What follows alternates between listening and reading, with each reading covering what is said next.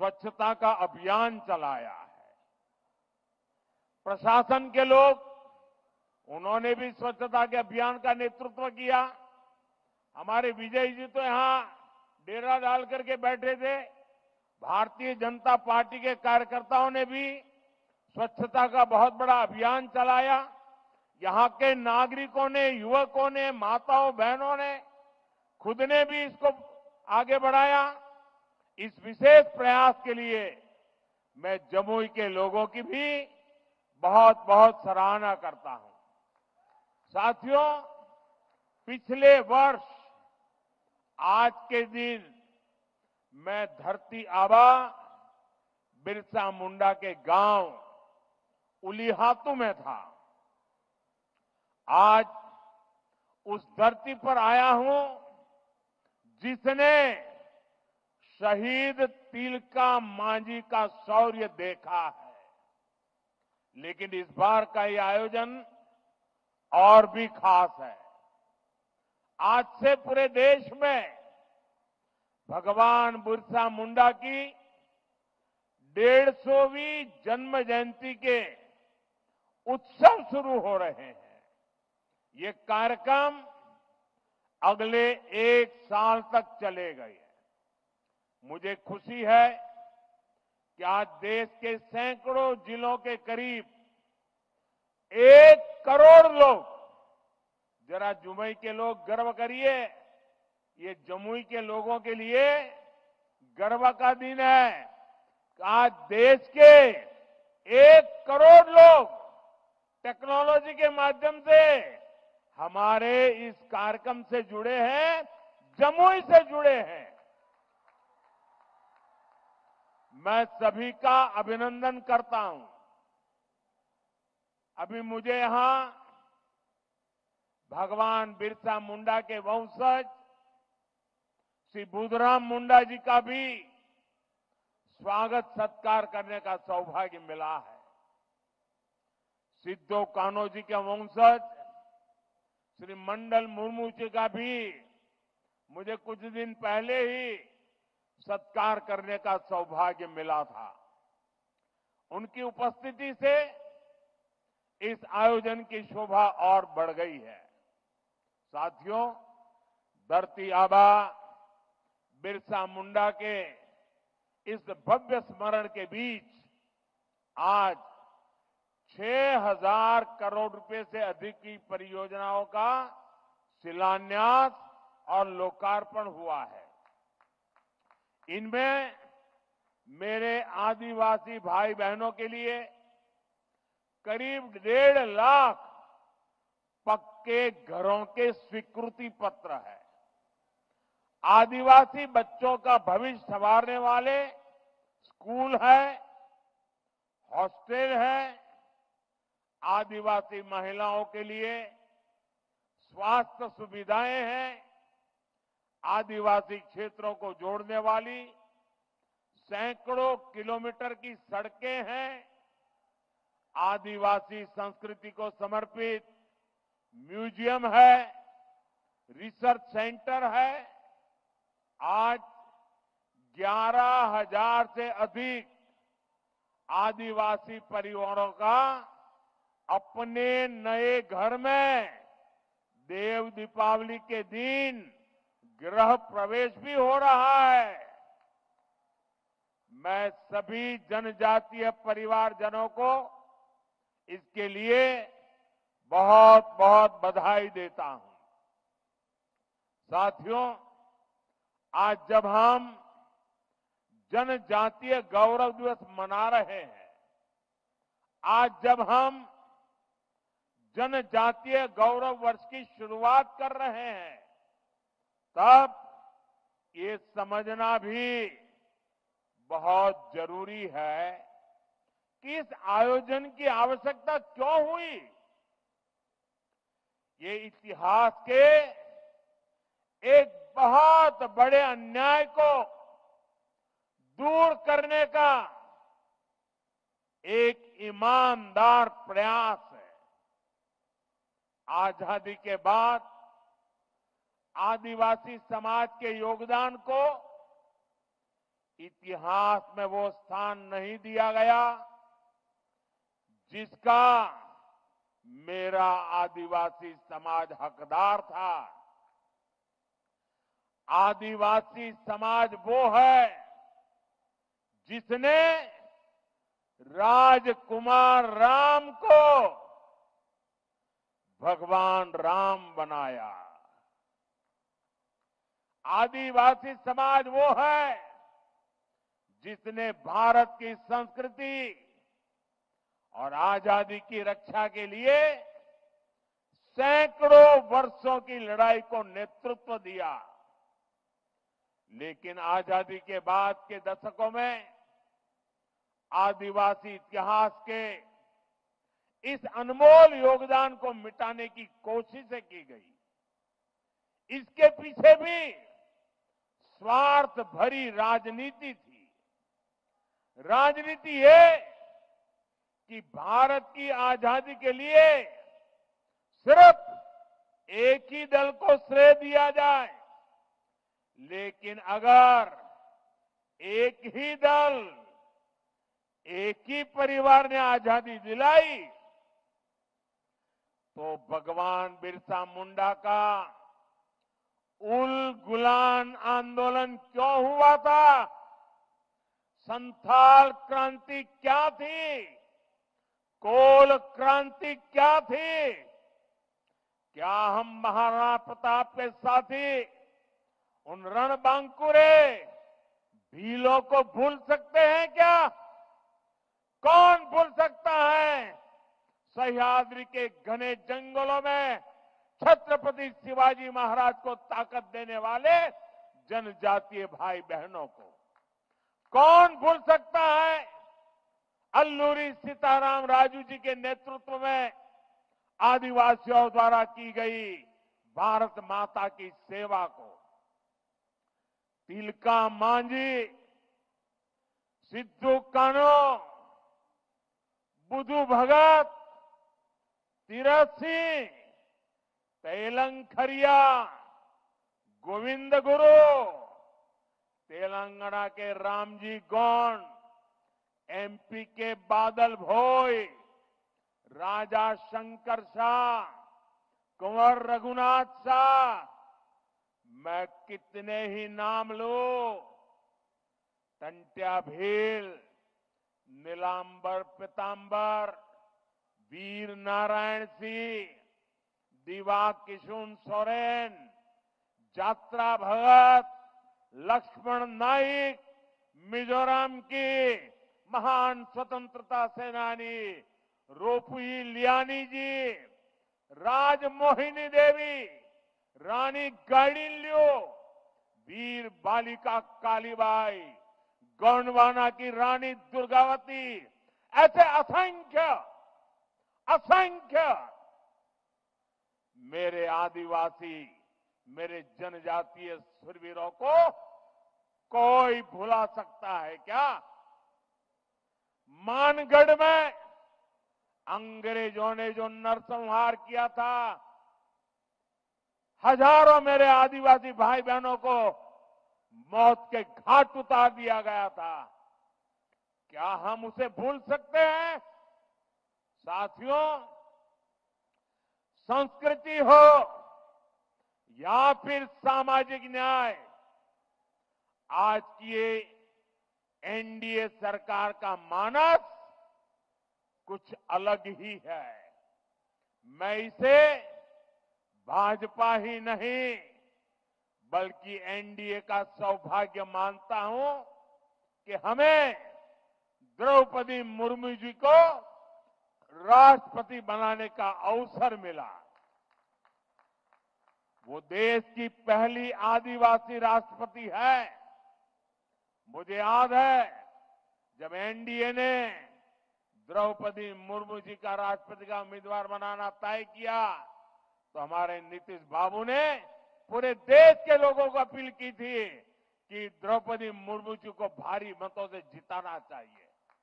आज जिस पीएम जनमन योजना के तहत अनेक काम शुरू हुए हैं, उसका श्रेय भी राष्ट्रपति द्रौपदी मुर्मू जी को ही जाता है। जब वो झारखंड की राज्यपाल थी और फिर जब वो राष्ट्रपति बनी तो अक्सर मुझसे आदिवासियों में भी अति पिछड़ी आदिवासी जनजातियों का जिक्र किया करती थी। इन अति पिछड़ी आदिवासी जनजातियों की पहले की सरकारों ने कोई परवाह ही नहीं की थी।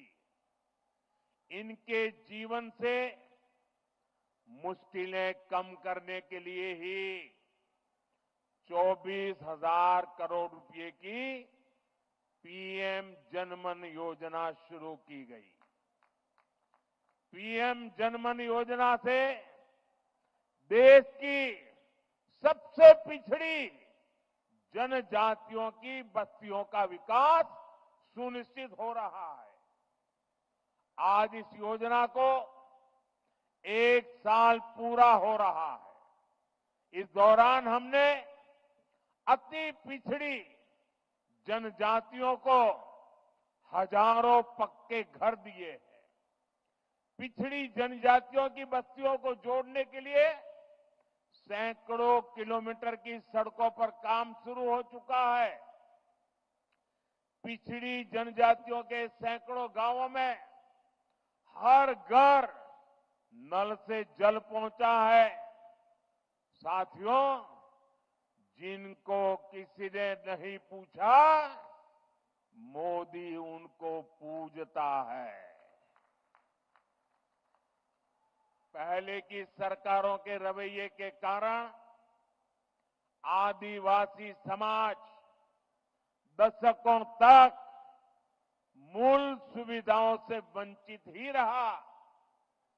देश के दर्जनों आदिवासी, ये अटल बिहारी वाजपेयी जी के नेतृत्व वाली एनडीए सरकार ही थी जिसने आदिवासी कल्याण के लिए अलग मंत्रालय बनाया।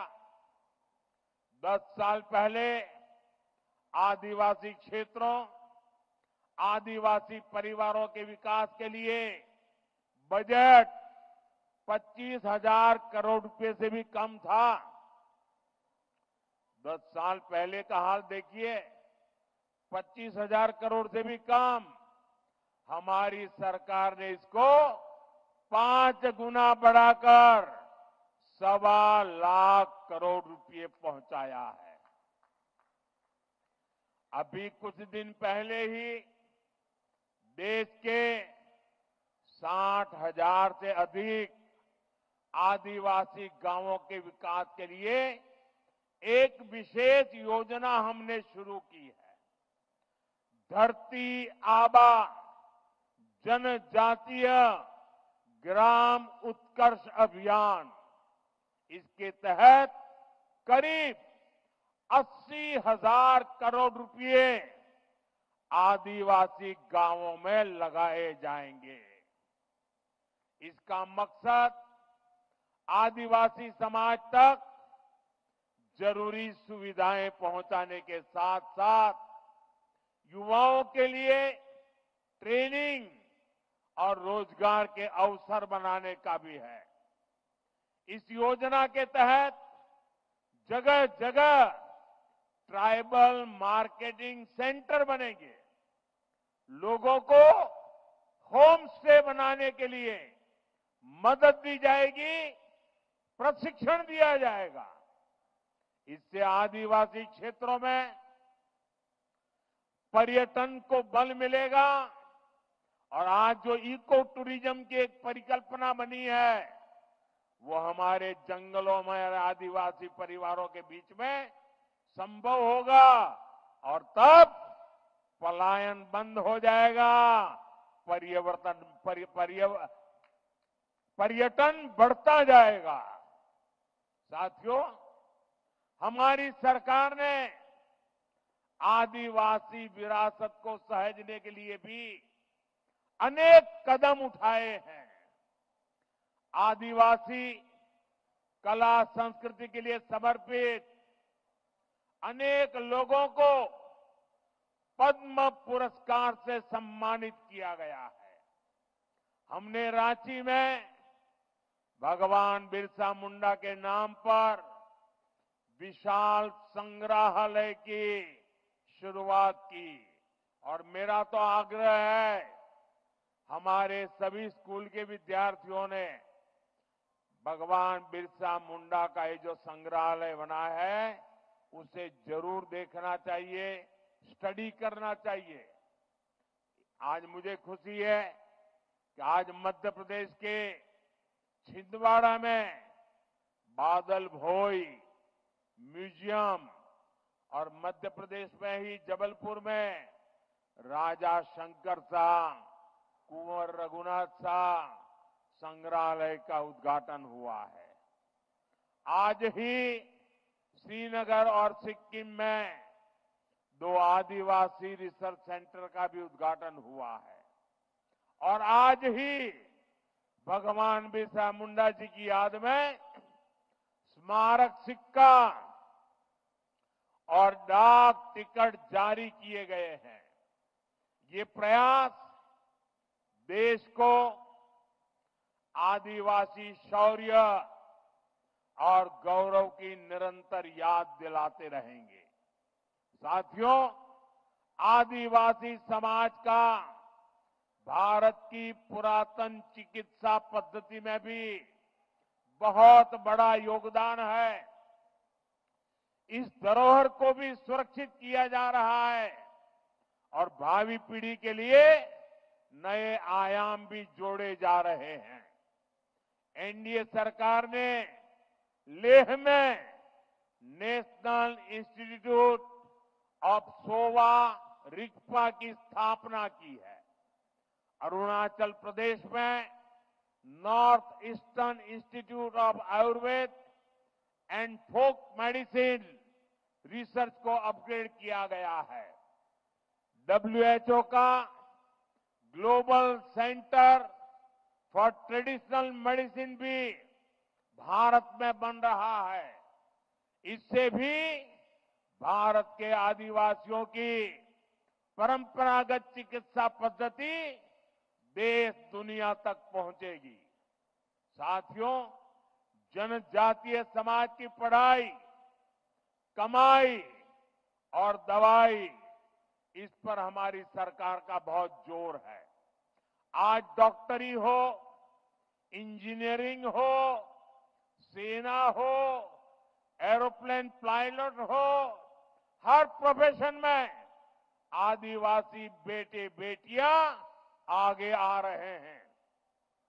ये सब इसलिए हो रहा है क्योंकि बीते दशक में स्कूल से लेकर उच्च शिक्षा तक आदिवासी क्षेत्रों में बेहतर संभावनाएं बनी है। आजादी के 6-7 दशक बाद भी देश में एक ही सेंट्रल ट्राइबल यूनिवर्सिटी थी।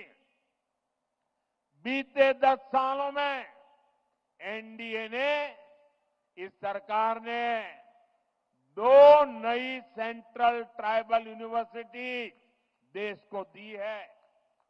इन वर्षों में अनेक डिग्री कॉलेज, अनेक इंजीनियरिंग कॉलेज, दर्जनों ITI आदिवासी बाहुल्य जिलों में बने हैं। बीते 10 साल में आदिवासी जिलों में 30 नए मेडिकल कॉलेज भी बने हैं और कई मेडिकल कॉलेज पर काम जारी है। यहां जमुई में भी नया मेडिकल कॉलेज बन रहा है।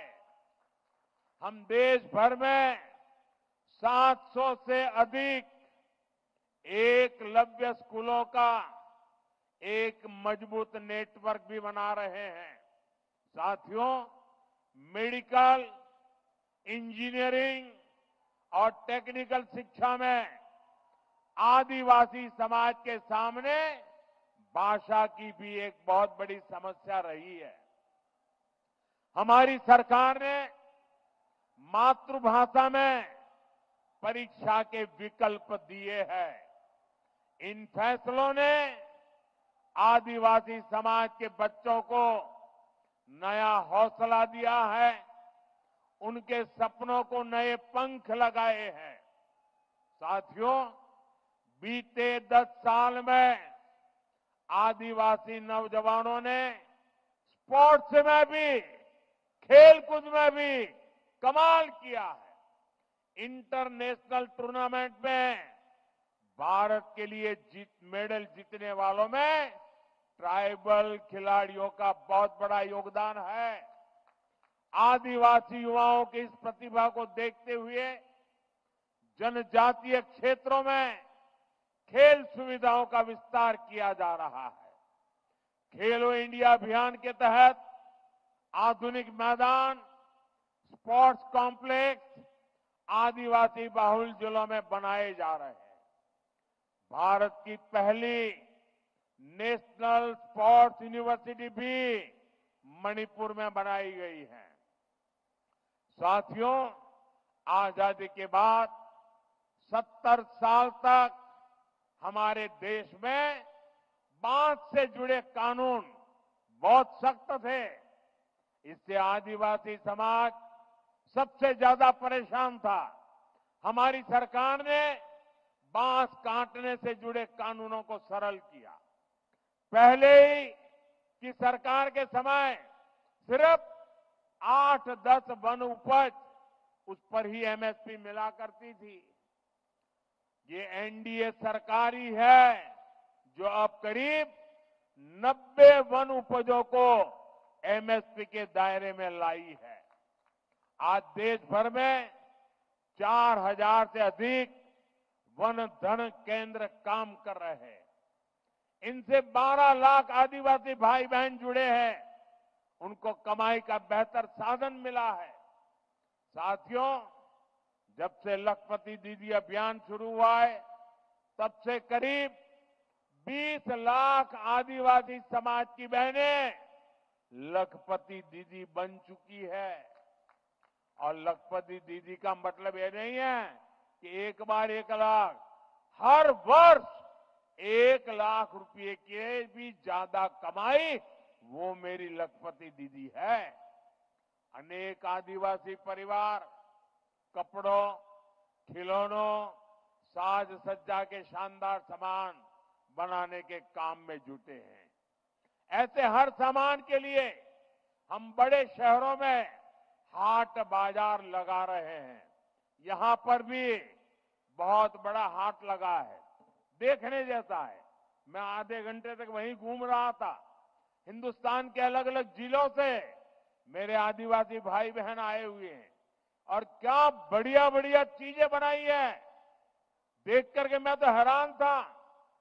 आपसे भी मेरा आग्रह है, उसे देखिए भी और कुछ मन कर जाए तो खरीद भी कीजिए। इंटरनेट पर भी इसके लिए एक वैश्विक बाजार बना रहे हैं। मैं खुद भी जब विदेशी नेताओं को गिफ्ट देता हूं तो इसमें बहुत बड़ी संख्या में आदिवासी भाई बहनों द्वारा बनाए गए सामान में भेंट करता हूं।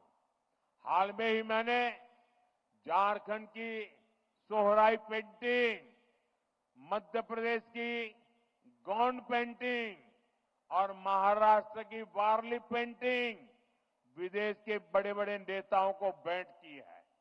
अब उन सरकारों के अंदर दीवारों पर ये चित्र नजर आएंगे। इससे आपके हुनर, आपकी कला का दुनिया में भी यश बढ़ रहा है। साथियों, पढ़ाई और कमाई का लाभ तभी मिल पाता है जब परिवार स्वस्थ रहे। आदिवासी समाज के लिए सिकल सेल एनीमिया की बीमारी एक बहुत बड़ी चुनौती रही है। हमारी सरकार ने इससे निपटने के लिए राष्ट्रीय अभियान चलाया है। इसको शुरू हुए 1 साल हो चुका है। इस दौरान करीब 4.5 करोड़ साथियों की स्क्रीनिंग हुई है।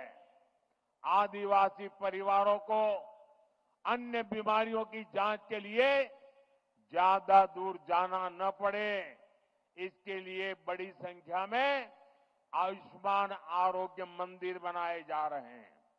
दुर्गम से दुर्गम इलाकों में भी मोबाइल मेडिकल यूनिट स्थापित की जा रही है। साथियों, आज भारत पूरी दुनिया में क्लाइमेट चेंज के खिलाफ लड़ाई का, पर्यावरण की रक्षा का बड़ा नाम बना है। ऐसा इसलिए क्योंकि हमारे विचारों के मूल में आदिवासी समाज के सिखाए संस्कार है। इसलिए मैं प्रकृति प्रेमी आदिवासी समाज की बातें पूरी दुनिया में बताने की कोशिश करता हूं। आदिवासी समाज सूर्य और वायु को, पेड़ पौधों को पूजने वाला समाज है। मैं इस पावन दिवस पर एक और जानकारी आपको देना चाहता हूं। भगवान बिरसा मुंडा की 150वीं जन्म जयंती के उपलक्ष्य में देश के आदिवासी बाहुल्य जिलों में बिरसा मुंडा जनजातीय गौरव उपवन बनाए जाएंगे।